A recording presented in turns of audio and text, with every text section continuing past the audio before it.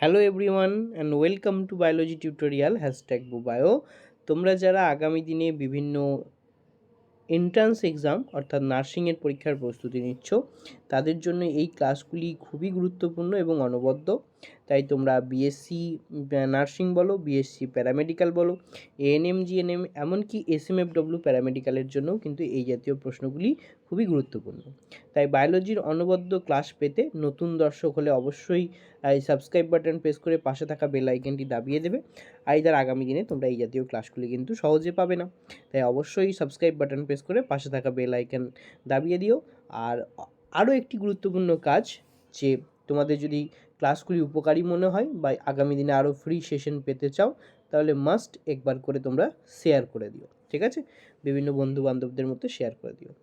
তো চলো, তো সহজে শিখতে অবশ্যই জয়েন করে রাখো।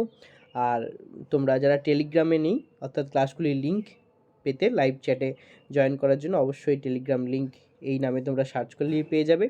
চ্যানেলটির লোগো দেখতে ঠিক এরকম, আইদার ডিসক্রিপশন বক্সে তোমাদের জন্য লিঙ্ক থাকছে, ট্যাপ করে জয়েন করে নাও। ওকে, চলো প্রথম প্রশ্ন, নিচের যে জীবাণুটি নাইট্রিফিকেশনে অংশ নেয় তা শনাক্ত করো। ঠিক আছে, কোনটি নাইট্রিফিকেশনে অংশগ্রহণ করে? তো তোমরা জানো যে আমরা শিখেছি N2 সাইকেল। N2 সাইকেলে অর্থাৎ নাইট্রোজেন চক্র, সেই N2 সাইকেলে তোমরা জানো যে তাদের তিনটে স্পেশালাইজড বলতে পারো প্রসেস রয়েছে। একটা হচ্ছে অ্যামোনিফিকেশন, ওকে, তারপরে দ্বিতীয় হচ্ছে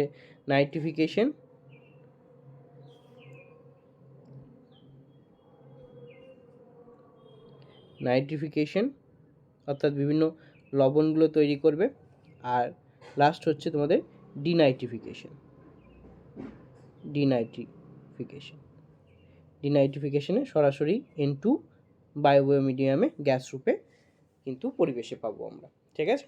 তো এখানে তোমাদের কোনটিকে আইডেন্টিফাই করতে বলেছে নাইট্রিফিকেশনকে। ওকে, আইডেন্টিফাই করবো আমরা এই সেকেন্ড প্রসিডিওরটা, নাইট্রিফিকেশন। তাহলে এক্ষেত্রে তোমার রাইট অ্যান্সার কোনটা হবে বলে তোমার মনে হয়? তো চটজলদি অ্যান্সার দিচ্ছ অনেকেই, যারা অ্যান্সার দিচ্ছ প্রত্যেককে কংগ্র্যাচুলেশন। লাইভ চ্যাটে তোমরা পার্টিসিপেট করতে পারো, ঠিক আছে? তো দেখো, এক্ষেত্রে তোমরা ইজিলি আইডেন্টিফাই করতে পারবে সিউডোমোনাস, থিওব্যাসিলাস, এই জাতীয়গুলো কিন্তু ডিনাইট্রিফিকেশনের সাথে সংযুক্ত, তাই এগুলো অ্যান্সার হবে না, প্রথমেই বাদ দিয়ে দাও। অ্যাজেটোব্যাক্টারও নয়, তাহলে পড়ে থাকছে একমাত্র অপশন এ, নাইট্রোসোমোনাস, কিন্তু নাইট্রিফিকেশনে অ্যান্সার কিন্তু এই প্রক্রিয়ায় অংশগ্রহণ করে থাকে। তাহলে রাইট অ্যান্সার কী হবে? নাইট্রোসোমোনাস হবে একদম কারেক্ট অ্যান্সার। চলো দেখে নিই, একদম ওকে রয়েছে। নেক্সট প্রশ্ন দেখো, রেড পান্ডা, ঠিক আছে? রেড পান্ডা কিন্তু একটি এনডেঞ্জার্ড স্পিসিস।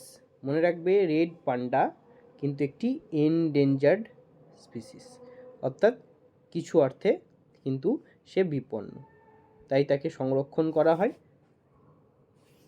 বা নিয়ার থ্রেটেন্ডও মনে রাখতে পারো, ঠিক আছে? তো বিপন্ন। তো এক্ষেত্রে এই এনডেঞ্জার স্পিসিসটি সায়েন্টিফিক নেমও পরীক্ষায় এসছে, যাকে অ্যালিউরাস ফালজেন্স বলা হয়। সেটি কোথায় পাবো? সুন্দরল্যান্ড, পশ্চিমঘাট পর্বতমালা, পূর্ব হিমালয় আর ইন্দো বার্মা, ঠিক আছে? তো এই রেড পান্ডা কিন্তু খুব সুন্দর দেখতে, যার প্রিয় খাদ্য কিন্তু তোমরা জানো যে পান্ডাদের প্রিয় খাদ্য হয় বাঁশ জাতীয়। হ্যাঁ, বাঁশের সায়েন্টিফিক নেমটাও কিন্তু মনে করে যাবে, ব্যাম্বুসা টুলটা। তো এক্ষেত্রে রাইট অ্যান্সার কী হবে? কোনটি হবে রাইট অ্যান্সার? রাইট অ্যান্সার একদম হবে তোমাদের এখানে যে পূর্ব Himalaya, option D is the correct answer. দেখে নাও। নেক্সট দেখো, লবণাম্বু মাটিতে যে গাছ জন্মায় তাকে বলে। লবণাম্বু মাটিতে কোন ধরনের গাছ জন্মায়? অর্থাৎ লবণাম্বু মানে তোমাকে মনে রাখতে হবে কোন হবে। তো দেখো, লবণাম্বু উদ্ভিদের মধ্যে কারা কারা আছে তুমি সেটা একটু মনে করো। সুন্দরী, গরান, ওকে, গেঁয়ো, ঠিক আছে? তো এইগুলো কিন্তু সব কী হবে? লবণাম্বু মাটিতে আমরা পাই, ঠিক আছে? তো এই লবণাম্বু মাটিতে যে গাছ জন্মায় তাদের কি বলবো? জিরোফাইট তো ক্যাকটাস জাতীয়, ঠিক আছে? ক্যাকটাস জাতীয়, ঠিক আছে, ক্যাকটাস জাতীয় উদ্ভিদ। আচ্ছা, হাইড্রোফাইট তো পাতা শ্যাওলা, পাতা ঝাঁঝি অর্থাৎ জলে তোমরা পেয়ে যাবে, H2O সম্পর্কযুক্ত থাকবে। আর পড়ে রয়েছে হ্যালোফাইট। হ্যালোফাইট মানে লবণাম্ব, শারীরবৃত্তীয় শুষ্ক মৃত্তিকায় যেটা আমরা পাই। তাহলে option C is the correct answer. চলো আমরা দেখে নিই, একদম ওকে আছে। নেক্সট দেখো, যে প্রকার দূষণ ইউট্রিফিকেশন ঘটায়।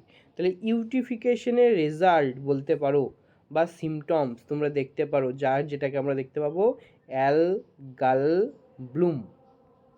ওকে, অ্যালগাল ব্লুম অর্থাৎ জলে শৈবালের বৃদ্ধি হবে, সেই ঘটনাটাকে বলবো আমরা ইউট্রিফিকেশন। অর্থাৎ গোটা পন্ডে, তোমরা পন্ড বা পুকুরে গোটা জায়গাটা পাতা শ্যাওলা দ্বারা কিন্তু ভরে যাবে, ঠিক আছে। তো সেক্ষেত্রে আমরা এই অ্যালগাল ব্লুম দেখতে পারবো, আর ঘটনাটাকে বলবো আমরা ইউট্রিফিকেশন। তাহলে কোন দূষণ হবে? অবভিয়াসলি দেখার অপেক্ষা রাখে না, রাইট অ্যান্সার হবে ওয়াটার পলিউশন বা জল দূষণ। নেক্সট দেখো, একটি ক্রোমোজোমের উপর জিনের অবস্থান, একটা নির্দিষ্ট জায়গায় যখন জিন অবস্থান করছে বিন্দুতে, তখন আমরা তাকে কী নামে ডেকে থাকি? তার অবস্থান অর্থাৎ লোকেশন। অবস্থান তোমরা এভাবে মনে রাখতে পারো, অবস্থান, অবস্থান শব্দের অর্থ লোকেশন। তাহলে লোকেশনের সাথে চিহ্নিত করো কোন টার্মটা মিলছে। লোকাস একটাই রয়েছে, তো রাইট অ্যান্সার অপশন বি হবে রাইট অ্যান্সার। দেখে নাও। নেক্সট দেখো, নিচের কোনটি পৃথিবীতে অভিব্যক্তির কারণ? ঠিক আছে, অভিব্যক্তির কারণ। তো এখানে সিম্পল একটা থিওরি কাজে লাগাতে পারো, যারা জানো না অর্থাৎ যাদের প্র্যাকটিস হয়ে নেই বা চ্যাপ্টার হয়ে নেই, যে অভিব্যক্তির অ রয়েছে, এখানে অভিযোজনের অ রয়েছে, তো ইজিলি অ্যান্সার করা যেতে পারে। বাট যারা বুঝে অ্যান্সার করতে চাও তাদের জন্য দেখো, অভিব্যক্তি শব্দের অর্থ হচ্ছে ইভলিউশন। ইভলিউশন, যাকে অপর অর্থে আমরা বিবর্তন নামেও জানি, ঠিক আছে। ইভলিউশন, যাকে আমরা অপর অর্থ বিবর্তন নামেও জানি, বিবর্তন। তো বিবর্তন কাদের হবে? যারাই পরিবেশে মানিয়ে নিতে পারবে তাকেই আমরা বলি অ্যাডাপ্টেশন বা অভিযোজন।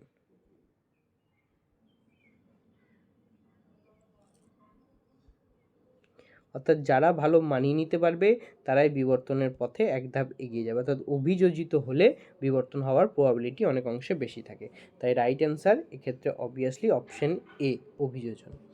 নেক্সট দেখো, নিচের কোনটি হোমোজাইগাস নয়? এইখানটা ভালো করে খেয়াল করতে হবে, হোমোজাইগাস নয় কথা বলেছে। হোমোজাইগাস মানে একই থাকবে, ঠিক আছে। হোমোজাইগাস শব্দের অর্থ, হ্যাঁ, মানে দুটো বা চারটে যেটাই থাকুক না কেন, হ্যাঁ, মোনোহাইব্রিড ডাইহাইব্রিড যাই থাকুক না কেন, তাদের যে চারিত্রিক বৈশিষ্ট্যাবলীগুলো সমান হবে বা একই হবে, এটা খেয়াল রাখবে, সমান বা একই। আর হেটারোর ক্ষেত্রে অবভিয়াসলি মনে রাখবে যে ভিন্ন হবে, হেটারোর ক্ষেত্রে ভিন্ন হবে।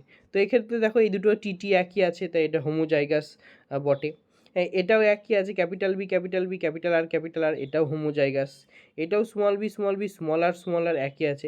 বাট এইটা দেখো ডিফারেন্ট আছে, একটা ক্যাপিটাল হলে একটা স্মল, আর একটা ক্যাপিটাল হলে আর একটা স্মল, তো ডিফারেন্ট ক্যারেক্টার্স থাকছে, তাই এটাই হবে রাইট অ্যান্সার। ওকে, চলো নেক্সট দেখো, capital Y capital Y small Y capital R small R, উদ্ভিদ জিনোটাইপযুক্ত উদ্ভিদ থেকে কত প্রকার জনন কোষ? জনন কোষের অপর নাম তোমরা প্রত্যেকে সবাই জানো, গ্যামেট। আহা, পেনটাইডটা সমস্যা করছে, যাই হোক, গ্যামেট। ওকে, কি হবে না গ্যামেট। তো গ্যামেট কত প্রকার পাওয়া যায়? তো এটা একটা ফর্মুলা আছে, 2n, ঠিক আছে। তুমি এটাতে বসাতে পারো, তাহলেই হয়ে যাবে। এখানে দেখো দুটো ক্যারেক্টার্স পাচ্ছে, একটা ওয়াইয়ের ক্যারেক্টার্স, একটা আর এর ক্যারেক্টার্স। 2 বসিয়ে দাও, 2 বসিয়ে দাও, অ্যান্সার হবে 4। যদি মনে হয় না স্যার এইভাবে আমরা বুঝতে পারছি না, তো অন্যভাবেও করতে পারো, দেখে নাও অন্য কিভাবে করা যায়, ঠিক আছে। অন্য দেখো, অন্যভাবে তোমাদের বলে দিচ্ছি। দেখো এখান থেকে কিভাবে চারটে নির্ধারণ করা যাবে। দেখো একবার ক্যাপিটাল ওয়াই ক্যাপিটাল আর, আবার ক্যাপিটাল ওয়াই স্মল আর, আবার দেখো স্মল ওয়াই ক্যাপিটাল আর একবার দেখো স্মল ওয়াই স্মল আর, তাহলে হচ্ছে কটা? চারটে। তো right answer obviously option B, 4। Okay, next দেখে নাও, ক্রোমোজোমের কোন অংশে অ্যালিল থাকে তা স্থির করো। অ্যালিল কোথায় থাকবে? তো একটু আগেই বুঝলাম যে একটা নির্দিষ্ট বিন্দুতে ক্রোমোজোম অবস্থান করবে, তো রাইট অ্যান্সার তো দেরি রাখে না, আগের অ্যান্সার দেখেই করা যাবে। অনেকে অ্যান্সার করছো, যাদের ফার্স্ট অ্যান্সার করছো প্রত্যেককে কংগ্র্যাচুলেশন, অভিনন্দন। এই জাতীয় ফ্রি সেশন যদি আরও পেতে চাও, এভাবে প্র্যাকটিস সেশন করতে চাও, তাহলে মাস্ট একটাই রিকোয়েস্ট তোমাদের বিভিন্ন সোশ্যাল মিডিয়া যে বা বিভিন্ন গ্রুপ আছে সেগুলোতে একবার শেয়ার করে দিতে হবে। ওকে, তো জলদি শেয়ার করে দিও আর লাইক বাটন প্রেস করে দিও। ওকে, তো তোমাদের মানে যেমন উপস্থিতি থাকবে তত ক্লাস আরও সেরকম তোমরা পেতে থাকবে। তো রাইট অ্যান্সার কী হবে? Right answer obviously locus. Locus ছাড়া তো কোথাও অবস্থান করে না বেটা, তো রাইট অ্যান্সার লোকাস হবে। নেক্সট দেখো, মাইক্রোটিবিউল। মাইক্রোটিবিউল কী কাজে সাহায্য করে? ঠিক আছে, তো মাইক্রোটিবিউল খুবই একটা ইম্পর্টেন্ট টার্ম। তো এটা আমরা কোষ বিভাজনের সময় দেখে থাকি। হ্যাঁ, কোন কাজটি করে শনাক্ত করো। তো যারা সেল ডিভিশন টপিকটি পড়েছো তারা ইজিলি অ্যান্সার করতে পারবে সেল ডিভিশন। ঠিক আছে, এই জাতীয় অফলাইন সেশন চলছে, তো অবশ্যই জয়েন করে নিতে পারো, তো সেখান থেকেও তোমরা অ্যান্সার করতে পারবে। সেল ডিভিশন, তো সেল ডিভিশনে আমরা কি দেখতে পাই? মাইক্রোটিবিউল কি করে? একদম বেমতন্তু গঠনে কিন্তু সাহায্য করে। ঠিক আছে, তো রাইট অ্যান্সার কি হবে? বেমতন্তু গঠন।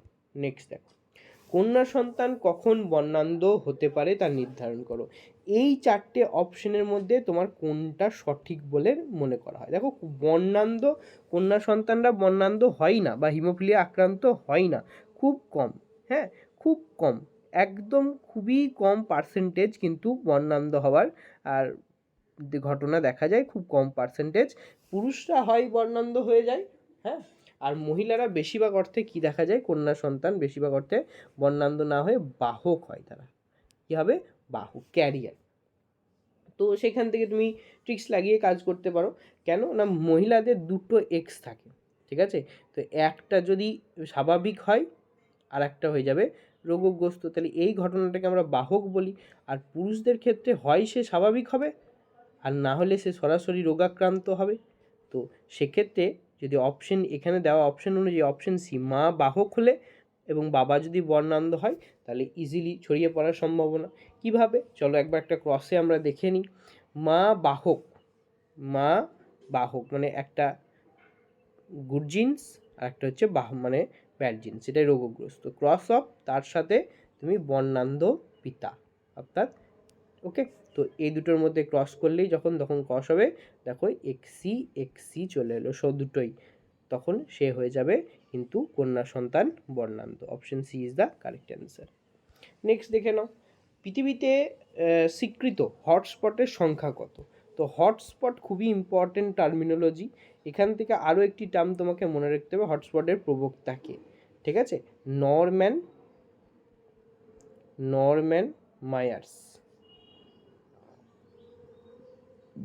মায়ার্স, এই কথাটা কিন্তু মনে রাখতে হবে। নরম্যান মায়ার্স হটস্পটের প্রবক্তা। ঠিক আছে, অতি প্রাচুর্যপূর্ণ স্থান। তো পৃথিবীতে স্থলজ হটস্পট কতগুলো আছে? 34, 34টি আছে স্থলজ হটস্পট। মানুষের পৌষ্টিকতন্ত্রের অপর নাম, ঘুরিয়ে বিএসসিতে কিন্তু এসেছে, পৌষ্টিকতন্ত্রের টার্মিনোলজি না দিয়ে সরাসরি এসেছে কথাটা অ্যালিমেন্টারি ক্যানেল। একই শব্দ বেটা, অ্যালিমেন্টারি ক্যানেল মানে হচ্ছে পৌষ্টিকতন্ত্র। ঠিক আছে, তো অ্যালিমেন্টারি ক্যানেলের পৌষ্টিকতন্ত্রের একটা পার্ট যেটাকে বলা হয় পৌষ্টিক নালী, এই কোশ্চেনটা সরাসরি তুলে দিয়েছিল পৌষ্টিক নালী। ওকে, আর পৌষ্টিকতন্ত্র হচ্ছে ডাইজেস্টিভ সিস্টেম। পৌষ্টিকতন্ত্রের আলাদা আলাদা টার্মিনোলজি, ডাইজেস্টিভ সিস্টেম। ওকে, ডাইজেস্টিভ সিস্টেম মানে পৌষ্টিকতন্ত্র, আর এর একটা অংশ হচ্ছে পৌষ্টিক নালী, যেটা অ্যালিমেন্টারি ক্যানেল। তো সেখানে আমরা কোন অংশটা দেখতে পাই? দেখো, এখানে এলিমিনেট করলে ইজিলি অ্যান্সার করা যাবে, চিন্তার কোনো কারণই নেই। কারণ কক্সিস তো আমরা দেখতে পাই একদম শেষ অংশ।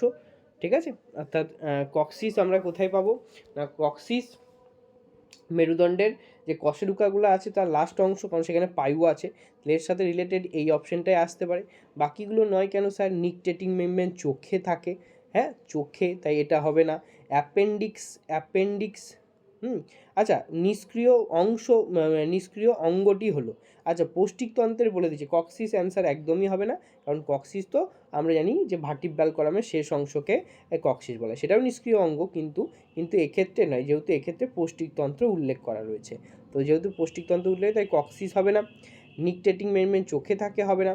অ্যাপেন্ডিক্স হবে সব থেকে রাইট অ্যান্সার, অ্যাপেন্ডিক্স আমরা পেয়ে থাকি, ঠিক আছে। অ্যাপেন্ডিক্স এই অংশটা সিকামের কাছে থাকে, যেটা অনেক সময় বেড়ে গেলে অপারেশনও করতে হয়। আর স্ট্যামিলোড, ফিস্টিলোড এগুলো উদ্ভিদের, কালকাসুন্দা এই জাতীয় উদ্ভিদের ক্ষেত্রে তোমরা পেয়ে যাবে। তাই রাইট অ্যান্সার এক্ষেত্রে একদম অপশন সি হবে রাইট অ্যান্সার। ওকে, নেক্সট দেখে নাও। কোয়াসারভেট তত্ত্বের প্রবক্তা, দুটো টার্মিনোলজি আসে, একটা হচ্ছে কোয়াসারভেট, আইদার মাইক্রোস্ফিয়ার, এই দুটোর মধ্যে একটা কিন্তু প্রচুরবার পরীক্ষায় এসে, কোয়াসারভেট আর মাইক্রোস্ফিয়ার কিন্তু বিজ্ঞানী সিডনি ফক্স এর কিন্তু মাইক্রোস্ফিয়ারের আবিষ্কর্তা। তাহলে কোয়াসারভেটের হচ্ছে বিজ্ঞানী Oparin, C is the right answer, বিজ্ঞানী ওপারিন। নেক্সট, আজকের লাস্ট প্রশ্ন, তার আগে জানাই, যারা বিভিন্ন নবম থেকে দ্বাদশ শ্রেণীতে এই জাতীয় একদম ক্লাস ওরিয়েন্টেড নোট টপিকস পেতে এবং ডেলি রুটিনে খুব কনসেপচুয়াল ক্লাসের মাধ্যমে শিখতে চাও, গল্প আকারে সহজভাবে মনে রাখতে চাও, তাদের নবম থেকে দ্বাদশ শ্রেণীর ক্লাস রয়েছে, জয়েন করে নিতে পারো। বেসিকটা ক্লিয়ার করার জন্য এনসিইআরটি ওরিয়েন্টেড নার্সিং এবং বিভিন্ন নিটের একদম সম্পূর্ণ বাংলায় কোচিং পেয়ে যাবে তোমরা এখান থেকে, তো সেগুলো করে নিতে পারো। আর বায়োসায়েন্স জাতীয় কোশ্চেন এখান থেকে যে কোনো WBCS, WBP, কেপির ক্লাসও তোমরা এখান থেকে পেতে পারো। নেক্সট, আজকে লাস্ট প্রশ্ন, অটোজোম বাহিত প্রচ্ছন্ন জিন ঘটিত মানব রোগ কী হলো? অটোজোম বাহিত রোগ বললেই আমাদের একটাই আছে, আমরা জানি থ্যালাসেমিয়া হচ্ছে অটোজোম বাহিত রোগ, বাকি তিনটেই কিন্তু অলরেডি সেক্স ক্রোমোজোম বাহিত রোগ, তো এক্ষেত্রে রাইট অ্যান্সার অবভিয়াসলি হবে থ্যালাসেমিয়া। তো ক্লাসটা কেমন লাগলো অবশ্যই জানিও, এবং তোমরা লাইক করে দিও এবং শেয়ার করে দিও। ওকে।